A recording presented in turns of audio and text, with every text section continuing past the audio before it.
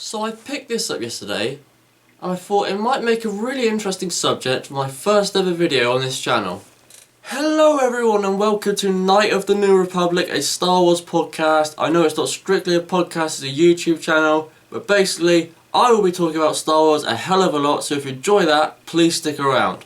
Now, as I said in the intro, today I'll be reviewing the Star Wars Force Awakens Blu-ray DVD, not the movie itself or Blu-ray, just the special features that come with the Blu-ray, apart from the deleted scenes, because that needs to be a separate discussion all on its own. Next week's video. So we start off with Secrets of the Force Awakens, a cinematic journey, a behind-the-scenes documentary looking at how everything in the Star Wars The Force Awakens came to be. It is a brilliant documentary. I was glued to this thing. If you're one of the people that thought the Phantom Menace behind-the-scenes documentary was one of the best behind-the-scenes documentaries of all time, I think this is pretty close. It might even come level, even though this one is much shorter than the Phantom Menace one. It's really close. I loved it. It's amazing how behind the scenes it actually was. There were behind the scenes at Lucasfilm business meetings and staff meetings. I couldn't believe that, how you get permission to do that. The main high points for me were Daisy Ridley's audition. You could definitely see how she got the part. They must have told everyone else that was waiting outside, just go home, you're done. Kylo Ren, Adam Driver talking about his parents and how he felt abandoned by them and how he, turned to the dark side because of it. But it's not perfect. Let's talk about some of the things I didn't like in this documentary. There is a section of this documentary dedicated to stormtroopers. I'm not really sure why. We know that people are going to be excited about playing stormtroopers, but don't show us random people being excited. Show us Daniel Craig.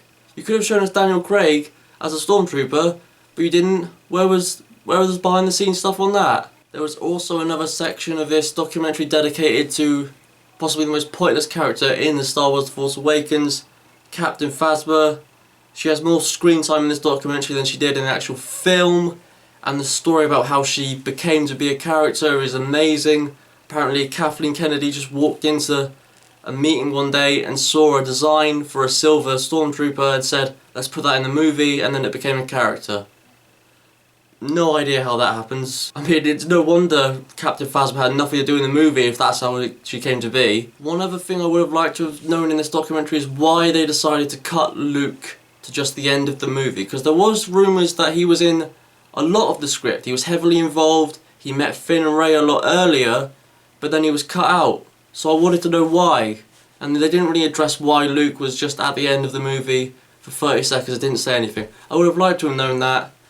But on the whole, I love this documentary. I'd highly recommend it to anyone that loved the movie as much as I did.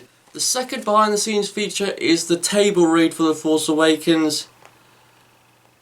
This is just way too short for a feature.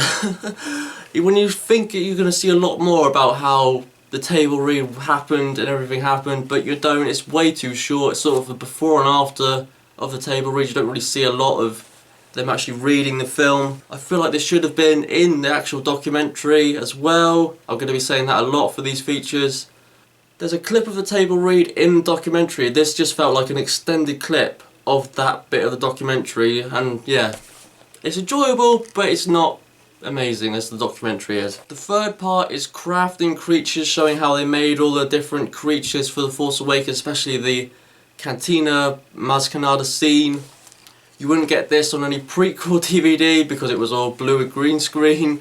If you're a fan of Nien Nunb, you'll love this. There's a whole section dedicated to him. A massive part of this feature on the DVD is dedicated to Chewbacca and how they remade his suit, how it all looks, how everyone wanted to hug Chewbacca, and you see how much Simon Pegg had to sweat in the role of Unkar Plutt, which is really cool as well. The next section on this DVD is building BB-8. If you watch Star Wars The Force Awakens and wanted to know how they made BB-8 work, then you're in luck, you're going to find out on this Blu-ray. But it's also pretty average feature, run-of-the-mill, you expect it really. And again, it could have been included in the documentary. I said I'll be saying that a lot. Then you have a behind-the-scenes look at the snow battle at the end of the movie. It's a really good look at how they built the set for the snow battle, because you think it's a location, but it's not, it's a set. And a really cool look at how they did all the stunts with the lightsabers and stuff. Adam Driver delivers a sly dig at the prequels in this, which is cool. If you could spot that, then 5 points to you. And once again, this should probably have been with the documentary. The next is an ILM feature showing how they came back for this movie and how they work closely with everyone. Gives you a really cool look at the motion capture for Maz Kanata and Snoke. If you hated the Raftar scene on Han's freighter in this movie, then you're probably not going to be a fan of this section of the DVD, because they explain how they, made the CGI look for the Raftars and how they came to be and how it all worked. So yeah, if you hate the Raftars, give this a miss. And once again, should have been with the documentary. And the final feature on the Blu-ray was John Williams' The Seventh Symphony.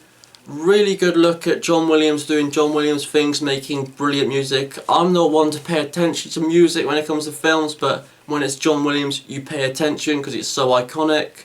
Once again, probably should have been with the documentary. I know you want to give John Williams his own little spotlight, but you should have probably just given it, maybe make it longer, and then it shouldn't have been with documentary, but it's still very short. But overall, I really enjoyed all the features on the Star Wars Force Awakens Blu-ray. Even though people are saying that they're underwhelming features, I've really enjoyed them all, especially the documentary. That is definitely the standout point, and makes all the rest of it seem a bit underwhelming. I can understand that. My one problem with the Blu-ray though is, where are the outtakes? Are you telling me that no one messed up during this filming? All this filming they did and no one messed up once? Not one person fell over? Not one thing went wrong? Well, we know one thing went wrong, but I don't want to see how that happened. I want to see the outtakes of people messing up their lines. And there's just nothing. Very disappointed in that. I'm a massive fan of outtakes. Even the prequels had good outtakes. Definitely recommend the Star Wars Force Awakens Blu-ray to anyone. You have the choice of light side or dark side. I chose the light side, my friend chose the dark side. Says a lot about our personalities. Have you bought up the Star Wars Force Awakens Blu-ray? If so, what did you think about it? Please tell me in the comments below. I want to have a lot of fan interactions with fellow Star Wars fans. Until next time, may the Force be with you, always.